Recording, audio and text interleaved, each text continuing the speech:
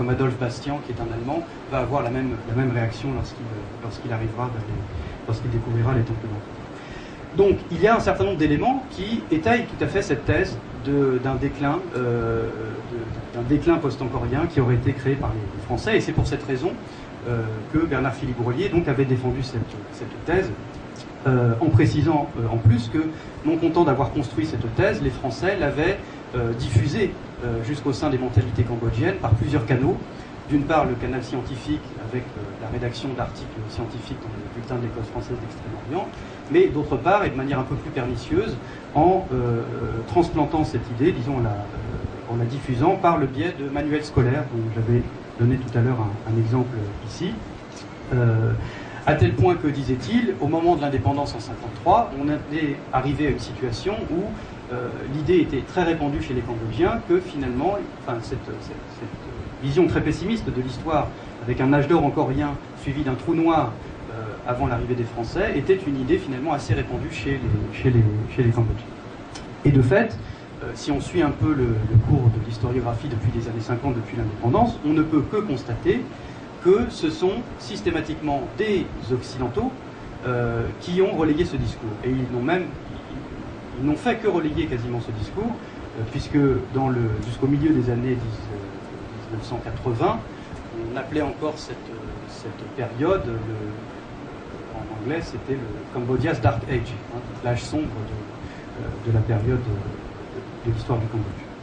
Et inversement, on ne peut que constater aussi que les rares personnes qui ont pris le contre-pied de cette vision décliniste de l'histoire, ce sont des Cambodgiens, ce sont des savants cambodgiens, qui n'ont cessé justement d'essayer de montrer la continuité culturelle qui existait entre la période angkorienne et la période post-angkorienne. On a eu d'abord Othirm, qui était un des collaborateurs de Georges Sédès, un juriste de formation qui ensuite, pour des raisons politiques, a dû s'orienter vers l'orientalisme, un très grand savant, et par la suite Madame Saverospou, et ces savants n'ont cessé en réalité dans leurs écrits d'insister sur la richesse culturelle de l'époque moyenne, à l'encontre donc de cette vision déclinante imposée par les historiens occidentaux. Donc, a priori, la question est réglée, sauf que si on y regarde de plus près, en fait, c'est plus compliqué que cela, parce qu'avant même l'arrivée des Français, on s'aperçoit que les Cambodgiens avaient eux-mêmes leur propre idée d'un déclin historique consécutif à la chute du corps. On a, si vous voulez, une première philosophie de l'histoire qui s'est développée autour de la fin du XVIIIe et du début du XIXe siècle. On a un faisceau de sources convergentes, à cheval entre les chroniques royales, entre les prédictions du Bouddha, mais aussi quelques récits oraux recueillis par les Français. On a une image assez cohérente qui se dessine de la vision de l'histoire du Cambodge après encore. Grosso modo, l'histoire est la suivante, je ne rentre pas dans le détail parce que c'est une histoire assez connue. C'est l'idée que depuis la chute de Longvec, donc pour resituer la chronologie, on a la chute d'Angkor d'après les chroniques au milieu du XVe siècle, ensuite une grande capitale, Longvec, qui est fondée au XVIe siècle.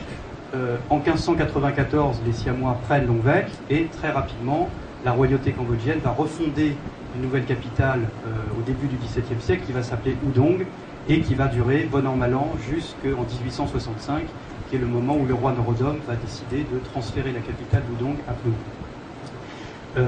Et donc, dans cette vision qui se met en place, dans cette vision d'histoire qui se met en place à la fin du XVIIIe siècle, l'idée c'est que depuis la chute de Longvec et la perte de la vache sacrée, d'une vache sacrée, et des traités du savoir et des traités magiques qui étaient contenus dans le ventre de cette vache sacrée, eh bien, le Cambodge est tombé dans un déclin unilatéral, avec une suite de mots répétés, des invasions siamoises, des invasions vietnamiennes, des révoltes, des guerres civiles, des guerres factieuses, etc. Et dans cette vision, évidemment, l'âge d'or perdu n'est plus, comme dans la vision française encore, mais c'est Longvec.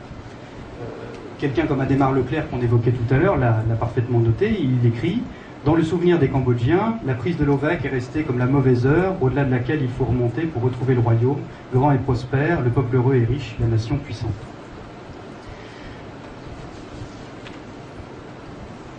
Alors évidemment, la vision cambodgienne, la vision française et la vision cambodgienne du déclin sont très différentes. La vision française, en réalité, c'est une vision, disons la vision européenne, c'est une vision linéaire qui est héritée du christianisme, avec une perception chrétienne du temps, c'est-à-dire qu'il y a la chute. Après la chute, l'âge d'or n'est plus dans le passé, comme par exemple dans la conception cyclique, dans la conception temporelle cyclique des Grecs, mais il est dans l'avenir, au paradis et pour les seuls élus, et dans sa version sécularisée à partir du XVIIe siècle, avec le début de l'arithmétisation du monde, avec le triomphe de la raison, de la science et de la technique, on est passé en quelque sorte du paradis céleste au bonheur sur terre. C'est l'idée que le bonheur est dans l'avenir, parce que demain sera toujours meilleur par rapport à aujourd'hui, parce que le progrès aidant, on va trouver des nouvelles améliorations techniques qui vont apporter un nouveau bien-être. Et donc évidemment, avec cette idée de progrès, on va avoir une nouvelle philosophie de l'histoire qui va s'appliquer également aux populations extra-européennes, avec cette idée qu'il faut à leur tour les civiliser, les ouvrir aux lumières du progrès. Et la version cambodgienne est aux antipodes. C'est une lecture cyclique de l'histoire. La royauté s'inscrit dans un cycle déclinant de la religion du Bouddha. C'est l'idée que plus on avance dans le temps, plus l'ordre bouddhique décroît, plus il se désagrège. Il doit, dans ses prophéties, durer 5000 ans, mais 5000 ans n'étant pas ici à prendre au pied de la lettre, c'est plutôt un chiffre, si vous voulez, un chiffre symbolique qui indique que c'est une durée assez longue, mais en même temps qui est une durée qu'on ne peut pas appréhender à échelle humaine, parce qu'il faut toujours qu'il y ait une tension messianique dans ces conceptions apocalyptiques, avant donc que ne commence une nouvelle ère et un nouvel âge d'or. Et dans ce cycle, justement, l'époque de Longwek marque un tournant dramatique. C'est l'idée qu'on est dans une accélération de l'histoire, que le chaos, la période du chaos est véritablement venue. Donc tout ceci est aussi connu, il n'y a rien de nouveau là-dedans, je ne fais que me fonder sur des travaux de chercheurs qui m'ont précédé, en les mettant peut-être un peu en perspective. Ce qu'il y a de plus nouveau, et ce qu'avait aussi évoqué le professeur Ang Chou Lien dans un de ses articles il y a quelques années, c'est que on a les moyens de dater cette philosophie de l'histoire. C'est qu'elle n'est probablement pas antérieure à la fin du XVIIIe siècle.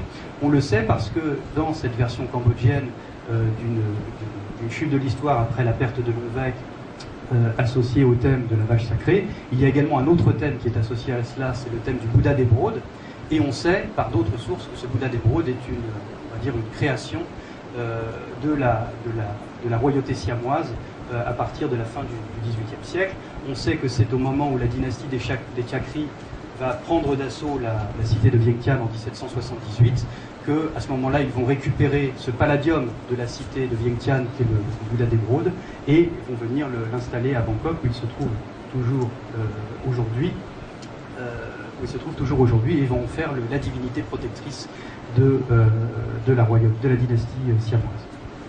Et donc ce qui a dû se passer, c'est que les milieux lettrés de Dong, donc de la capitale de l'époque, ont dû certainement réintégrer le fil de leur histoire, de leur propre histoire, y intégrer le thème du Bouddha d'Émeraude pour donner un caractère, disons, bouddhique à leurs documents, à leur chronique royale.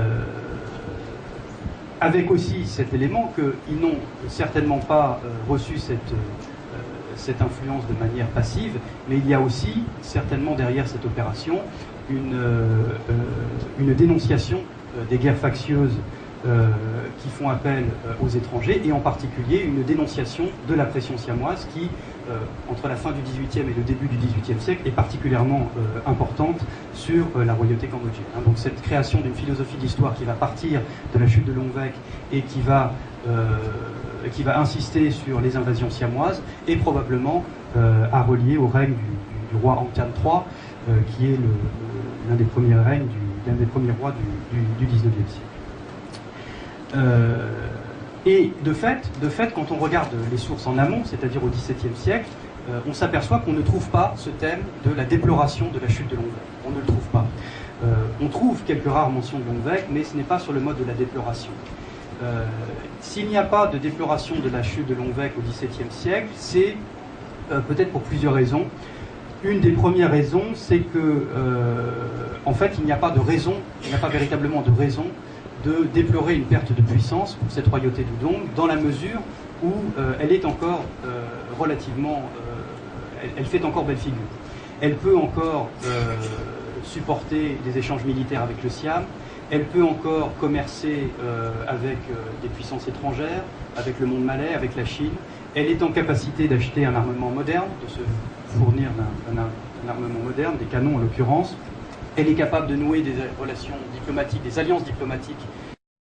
Une nouvelle seigneurie qui s'appelle la seigneurie des Nguyen, qui venait d'être fondée au milieu du XVIe siècle, aux alentours de l'actuel Hue. Donc on est dans une idée qu'on a une royauté quand même relativement solide encore. Et donc il n'y a pas de raison a priori de déplorer une perte de puissance qu'incarne justement le thème de la déploration de Longuevaix. L'autre élément qui peut expliquer cette absence de déploration de la chute de Longuevaix, c'est que en réalité, Udong se vit largement en continuité de la royauté de Longuevaix. Elle se vit en continuité, ne serait-ce que d'un point de vue dynastique, si tant est qu'on puisse employer le terme pour la maison royale cambodgienne, ce serait une autre histoire, mais disons que le roi fondateur de la capitale d'Udong, celui que les chroniques appellent Kekietra II, n'est jamais que le neveu du dernier roi de Longuevaix. Donc c'est déjà un élément de continuité, si vous voulez, dynastique, mais il y a aussi un élément de continuité en termes de site archéologique, puisque Udong n'est jamais situé qu'à quelques kilomètres à vol d'oiseau de Longuevaix. Je crois que les gens de l'EFEO avaient fait une carte précise de la zone, c'est à peut-être 7 km à vol d'oiseau. On est quasiment sur le même site, et de fait, dans les sources européennes, jusqu'au XVIIIe siècle, on va continuer d'appeler Udong Longuevaix. Et donc à ce titre, Longuevaix évoque très certainement pour les rois d'Udong la tradition des anciens rois qu'il convient de préserver et de perpétuer. Donc on n'a pas de raison de la déplorer. Et alors quand on regarde les quelques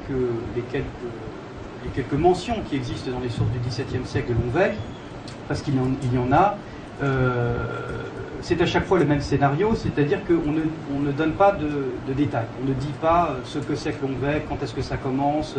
Et c'est juste un mot qui est lâché comme cela. C'est un mot qui vaut en réalité symbole pour la tradition des anciens rois. La tradition des anciens rois, c'est-à-dire par excellence la tradition des anciens rois de la période encore et notamment, ce thème de Longuevaix incarne un souvenir en particulier qui est le souvenir du temple du Bayoan. Le temple du Bayoan, que vous avez tous certainement eu l'occasion de voir, hein, donc c'est ce temple érigé par Jayavarman VII avec les fameuses tours à 4 visages. Et eh bien, donc c'est un peu technique, mais disons, pour faire bref, que à l'époque post-angkorienne, le système de légitimation du pouvoir royal va se fonder sur le souvenir architectural de ces 4 faces du Bayon. C'est pour cela que, simplement, on va le réinterpréter à l'aune des croyances de l'époque, c'est-à-dire du bouddhisme Theravada, et donc on va croire que les quatre faces, donc les 4 statues du Bouddha, ou de 4 éléments, vont être interprétés comme étant une évocation du Bouddha du futur. Hein. C'est l'idée qu'on va évoquer 4 éléments qui vont représenter les 4 Bouddhas du passé, et que le 5e élément, c'est-à-dire le Bouddha du futur, le Bouddha Maitreya, est évoqué simplement par la représentation de ces 4 éléments du passé. Parce que comme il est à venir, on ne l'évoque pas, on ne va pas le dessiner puisqu'il n'est pas encore là. C'est le Bouddha qui va venir sauver les hommes qui le méritent dans le futur. Je fais fond ici sur les recherches d'Ashley Thompson qui avait bien démontré cela dans sa thèse. Et donc, on a des attestations disons, de ce que le pouvoir post-angkorien est fondé sur ce dispositif. Par exemple, et c'est assez limpide, le nom de la première capitale post-angkorienne, Kyatomo, donc qui veut dire les quatre visages, est une référence. D'un point de vue architectural, c'est une référence aux 4 faces du Bayon, et c'est interprété à l'époque post-angkorienne comme étant une évocation du Bouddha du futur, hein, toujours les 4 éléments qui représentent les 4 Bouddhas du passé, et le 5e élément qui n'est pas représenté, puisqu'il est à venir, c'est le Bouddha Maitreya. On a une autre évocation de cela pour la capitale Longuevaix, dont on parlait tout à l'heure, puisque le lieu de culte le plus important de cette capitale Longuevaix c'est un monastère qu'on appelle le Tralangkai. Et Tralangkai, sans rentrer dans les détails, on sait que ça évoque une architecture, pour ce qui est je parle de l'architecture du monastère, une architecture cruciforme, un toit cruciforme, surmonté d'une pointe avec 4 visages aux 4 orients. Hein. Donc encore une fois l'évocation des 4 Bouddhas du passé,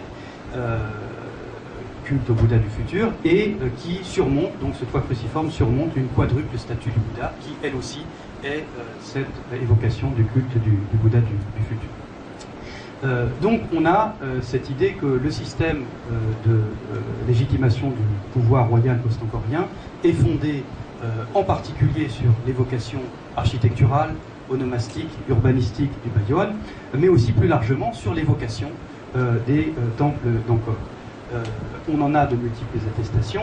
Par exemple, on va utiliser, et c'est là aussi quelque chose de connu, le nom des anciennes capitales angkoriennes pour désigner le nom de nouvelles capitales post-angkoriennes.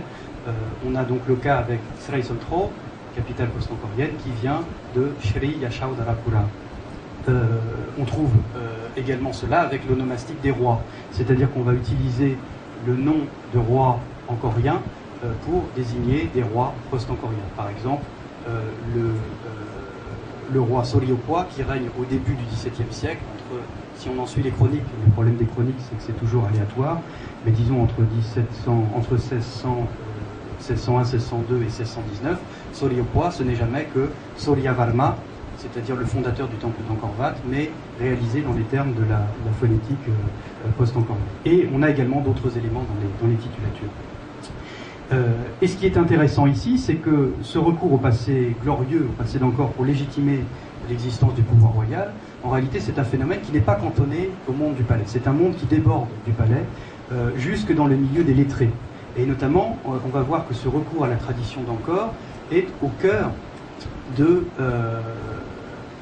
du système éducatif, si on peut l'appeler comme ça, post-angkorien. C'est quelque chose que Madame Saverospou a bien démontré, c'est l'idée que tout ce qui relève de la tradition brahmanique angkorienne telle qu'elle est actualisée dans la période post-angkorienne est désigné par un terme en particulier, Traipet, qui, pour le dire vite, étymologiquement désigne les trois sciences brahmaniques héritées de la période angkorienne, et ce Traipet-là désigne 2 choses. Ça désigne au niveau, disons, à un niveau général, ça désigne tout traité ou toute science dont on pense qu'elle est héritée de la période brahmanique angkorienne. À un niveau partitif, c'est en particulier le nom d'un traité qui est d'un traité qu'on appelle le Traipet Traitayog, c'est-à-dire littéralement le traité sur le 2e âge du monde. Donc dans ce traité, qu'est-ce qu'on rappelle, qu'est-ce qu'on évoque? On évoque l'origine de l'univers, qui est, si vous voulez, pour donner une image qui nous parle, nous Français, qui est à peu près ce que l'on retrouve dans nos traditions joachimites, hein, c'est-à-dire que c'est un âge d'or, un âge d'argent, un âge de bronze, un âge de fer, hein, avec l'idée que les valeurs sont déclinantes. Donc on a le premier âge du monde qui est le Kratayog, le 2e âge du monde qui est le Traitayog, et le 3e âge du monde, ce traité va jusqu'au début du 3e âge du monde, qui est le Triparayog. Et ces 3 âges-là sont des temps qui relèvent de la religion brahmanique. Et ce texte-là, nous disent des sources du XVIIe siècle, devait être connu par les gens par les apprentis lettrés qui voulaient par la suite faire carrière dans l'administration royale. Donc on a des textes qui attestent que c'était quelque chose qui n'était pas simplement écrit comme ça, qui était lu et qui était pratiqué. Et ce qui est intéressant aussi, c'est si on continue notre lecture cyclique des âges du monde, c'est que dans cette perspective-là, le 3e âge est l'âge où commence à se développer la religion du Bouddha. C'est non seulement l'âge où arrive le bouddhisme, l'âge de la conversion du brahmanisme au bouddhisme, mais c'est l'âge où naissent les personnages du Ramakirti.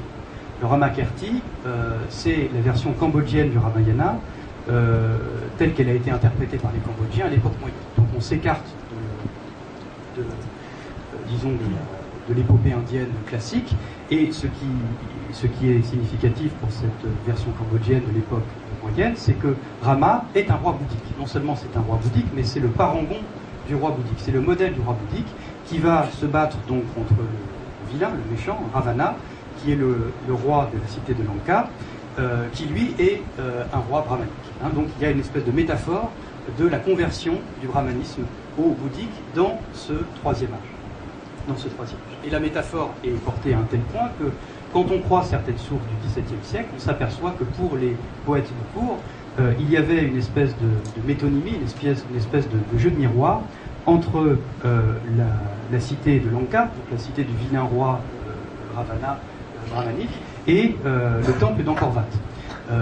C'est-à-dire qu'on les décrit dans des textes comme étant de même apparence architecturale, comme étant de même plan architectural et comme étant construit par le même architecte, en l'occurrence, ça nous emmènerait trop loin, un architecte divin, ce qui est relié à d'autres légendes. Donc nous sommes au troisième âge. Et nous arrivons donc au quatrième âge. Le quatrième âge, l'âge de fer, le Kol Yuk, c'est durant cet âge du chaos, que les rois cambodgiens post-angkoriens pensaient se vivre. Ils pensaient vivre dans cet âge de fer. Et c'est dans cet âge de fer que la religion bouddhiste devait arriver à son degré d'épuisement, avant justement que ne descende sur terre le Bouddha du futur, Maitreya, qui était censé sauver les hommes qui le méritaient et éventuellement inaugurer la venue d'un nouveau cycle cosmique. Dans cette perspective-là, le rôle du roi, c'était de réformer le royaume pour sortir du chaos ambiant et de préparer la venue du Bouddha Maitreya. Réformer le royaume, ça voulait dire restaurer l'intégrité de la loi du Bouddha, l'intégrité du Dharma. Et dans cette perception décliniste, où plus on avance dans le temps, plus les valeurs se dégradent, le moyen de restaurer le Dharma, c'est évidemment de retourner en arrière. C'est pour ça que vous avez probablement pour ça que vous avez cette tradition bien établie à l'époque post-angkorienne de faire fond sur la tradition angkorienne.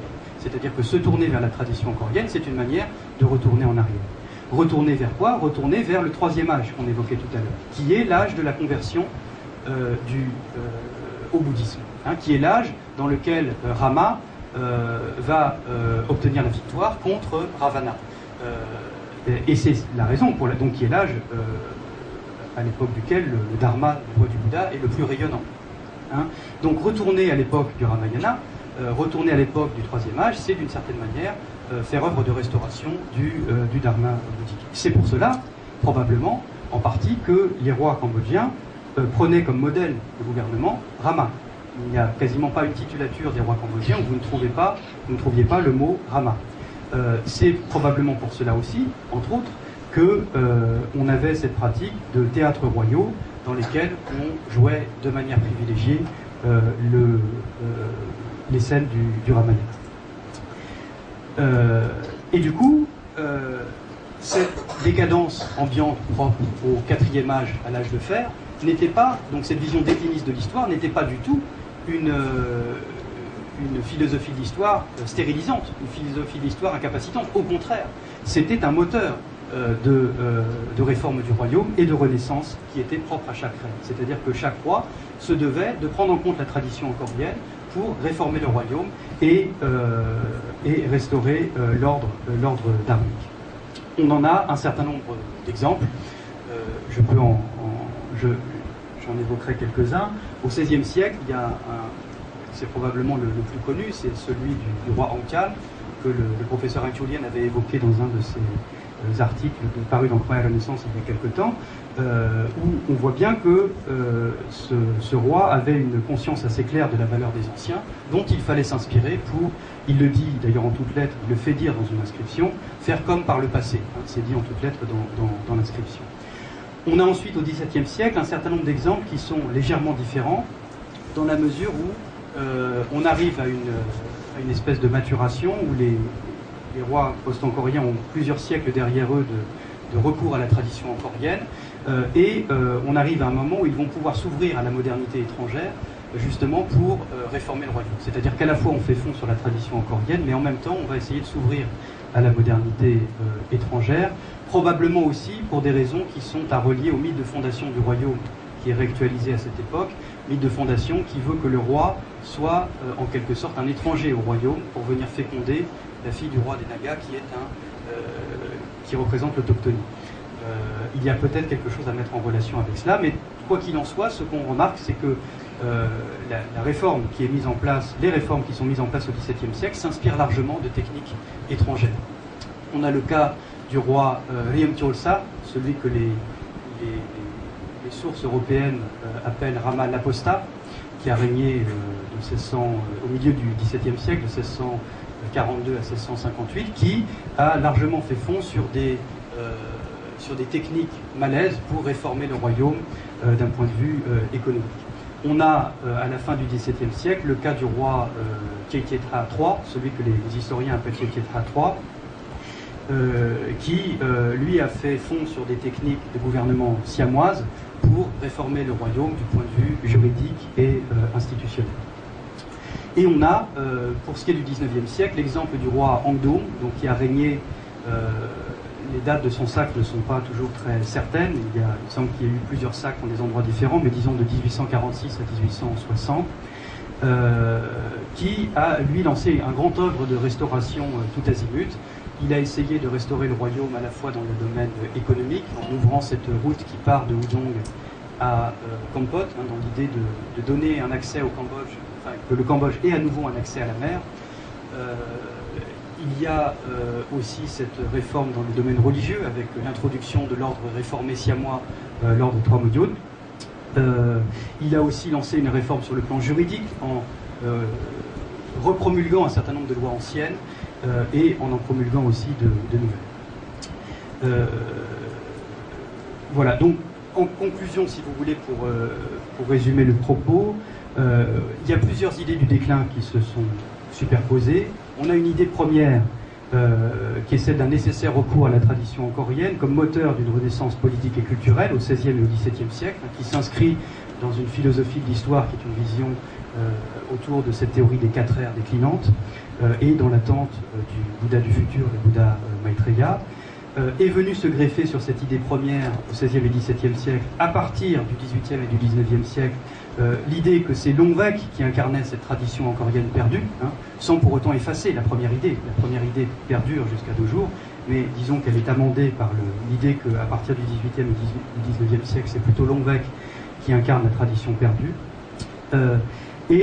Ironie d'histoire en quelque sorte, avec l'arrivée des Français, la tradition perdue est redevenue l'antique encore, à ceci près que, à ce moment-là, les rois ont été dépossédés de leur pouvoir par le protectorat, notamment par des mesures assez brutales en 1884 et en 1897.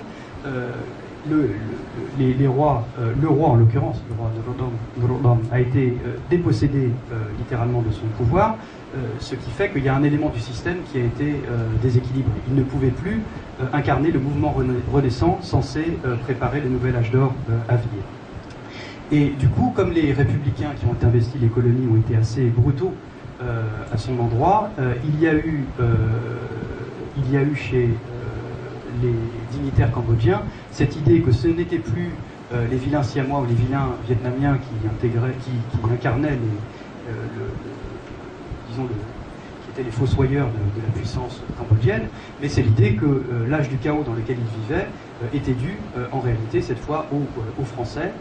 Et c'est pour cela qu'on voit dans quelques rares sources que les dignitaires cambodgiens désignent les Français, à l'insu des Français, sans qu'ils puissent se rendre compte, comme étant des démons aux mains de fer et aux yeux d'argent. Ça, c'est une première conséquence. La deuxième conséquence, c'est que il va y avoir une récupération de cette tradition angkorienne qui incarne le cœur du système de légitimation du pouvoir post-angkorien. Comme les rois ne sont plus en mesure de réactiver cette tradition, il va y avoir une récupération de ces symboles par une nouvelle élite montante qui, au moment des années 30, c'est ce qu'on appelle, si vous voulez, dans l'historiographie traditionnellement, le mouvement nationaliste. Et c'est la raison pour laquelle vous allez avoir un journal qui va se fonder en 1936 par deux intellectuels cambodgiens en partie formés à l'école française, Pak Thuon et Seng Ngok Thang, qui vont reprendre pour nom de leur journal Nagaravata, Angkor Wat, c'est-à-dire un symbole en relation avec la tradition angkorienne. Et donc je terminerai là-dessus pour dire que souvent il y a ce discours selon lequel le recours à la tradition angkorienne au XXe siècle, soit sur les drapeaux cambodgiens, soit dans les discours nationalistes, est une invention en réalité du protectorat. Ça ne tient pas. Hein. Il n'y a pas là d'élément plus traditionnel que ce recours au symbole d'Angkor, y compris dans l'histoire contemporaine. Je vous remercie.